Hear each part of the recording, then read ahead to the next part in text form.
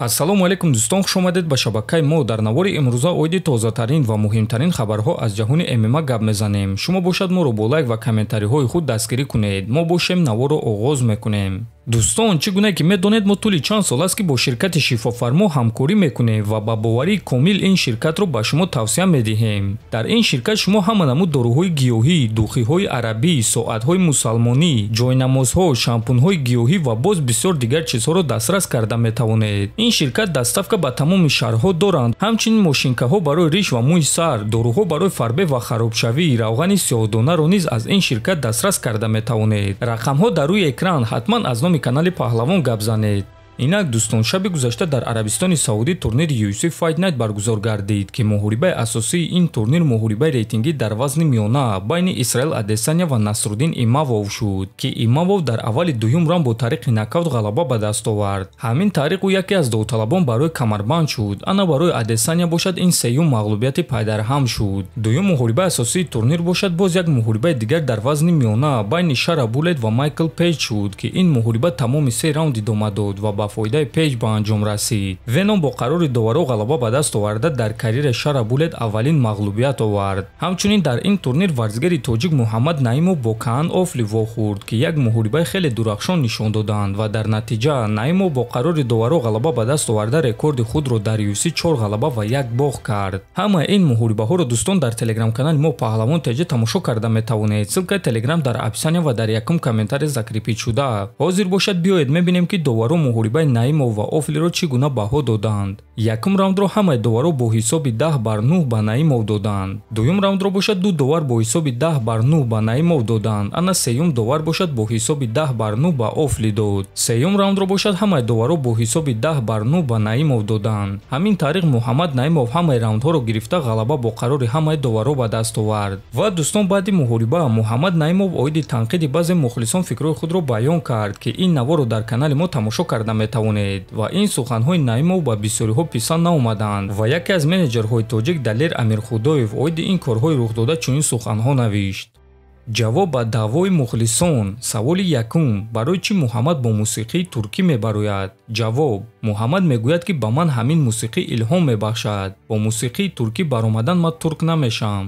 саволи дуюм: барои чӣ Муҳаммад бо забони бегона гап мезанад? ҷавоб: чунки баъди ғалаба дар интервю саволҳо асосан бо ду забон дода мешаванд, русӣ ва англисӣ. на ҳар кас бо се забон суҳбат карда метавонад. аз ҷиҳати пешравӣ ин кори хуб аст, то ин ки дигарон низ варзигарони моро шиносанд. саволи сеюм: барои чӣ Муҳаммад дар интервю моро бо забони хориҷӣ танқид кард? ҷавоб: ин ҳақорату дашномҳо аллакай якум бор нест. мухлисон беҳад зиёд варзигаронро дашном мекунанд, на фақат Муҳаммад, балки ҳар як варзигаре ки бой медиҳад. имрӯз тоқати Муҳаммад тоқ шуд ва ӯ дар ғазаб фикрҳои худро баён кард. хулоса, на шумо варзигаронро дашном кунед ва на онҳо чунин суханҳоро дар ҳаққи шумо гӯянд. дар назди дӯсту душман камбудиҳои хонаи худро набароред, навиштааст Далер.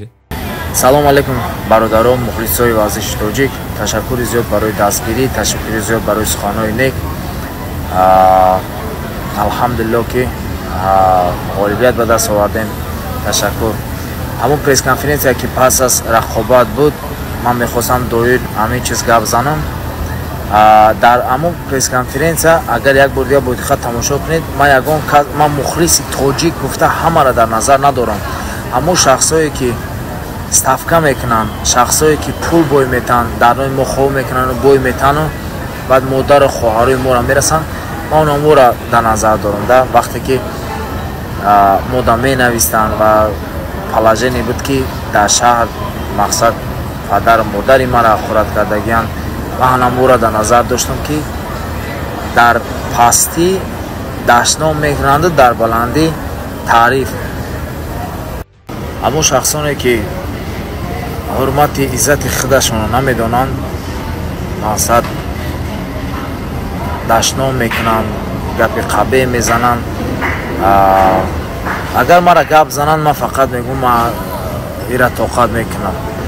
вале вақти падару модари мара мерасанд, вақте ки хоҳару апаи мара мерасанд, ҳеҷ чиз уже тамоми бигем сарҳадоро мегзара. ва ҳамон хотир бародаро, фикр накунед ки ман мухлиси тоҷик гуфта ҳамаи шуморо дар назар дорам. ман ба худо қасам ӯ коре ки стадион да карден бародаро, дастгирӣ карден, мухлисӣ карден.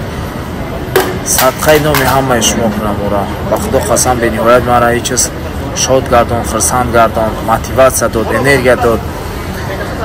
ва ҳама одамое ки нисбати мо гапҳои қабеҳ мезананд, ман фақат ҳамаро дар назар доштам бародаро. агар ман ба иззати нафси шумо сахт расида бошам, агар ягон гапам шояд хато биромада боша, барои ҳамин хотир бубахшед мара бародаро. меган нокарда дар ин ҷаҳон гуноҳ кист бигӯ.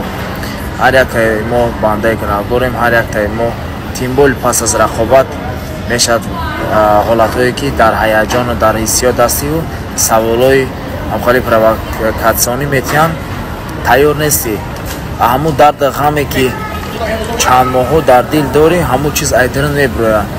вале ман ягон одаму ягон каса ба иззати нафсаш наразида. ман ҳамун одамоеро гуфтестам ку ставка мекунанд, мақсад играмано, анаворо дар назар доштам. боқӣ дар амони худо. муҳаммад наимов. сардори UFC Дана Вайт оиди мағлубияти Шара Булет фикрҳои худро баён кард. биёед суханҳои Вайтро гӯш мекунем.